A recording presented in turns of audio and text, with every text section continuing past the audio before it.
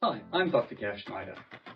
Throughout my career, I've been exposed to some of the world's leading organizations and had the opportunity to, both from a consulting and academic point of view, look at what works and what doesn't when we actually look at understanding how to manage risk.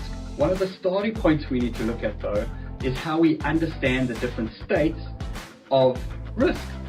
I like to talk about a sequence.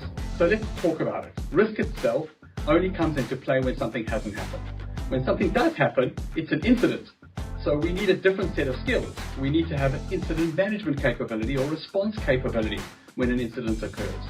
This becomes even more important when a risk turns into an incident that becomes an emergency, where an emergency is really one of those critical, time-sensitive incidents that if we don't act properly, correctly, and effectively, could lead to significant loss of life or damage or significant harm to an organization.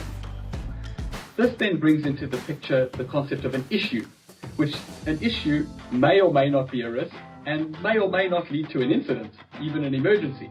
But generally, issues are based on the way humans perceive something, and they are often based on intangible variables of how people react to something. So issue management is often a process of human management where we try and understand what people are feeling so that we can minimize a negative outcome. We should then look at the topic of crisis management. So if we understand what a risk, an issue, an emergency, and an issue piece look like, we can then have a look at how this comes together from a crisis perspective. So realistically, if I can plan a response and my response works, we're sitting in incident and emergency management. If I get overwhelmed and I'm not sure of what the right decision should be, that is where we go into crisis, and that is where good crisis management capability becomes incredibly important. All of these variables may or may not cause disruption, which is generally an interruption to you applying your business as usual or your set strategy.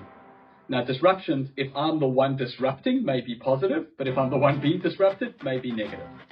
I would urge you to go back to your organization and look at the way it's defined these terms and see how inconsistent they may be, because if you can't get a consistent understanding through your people, your ability to manage these variables is incredibly diminished.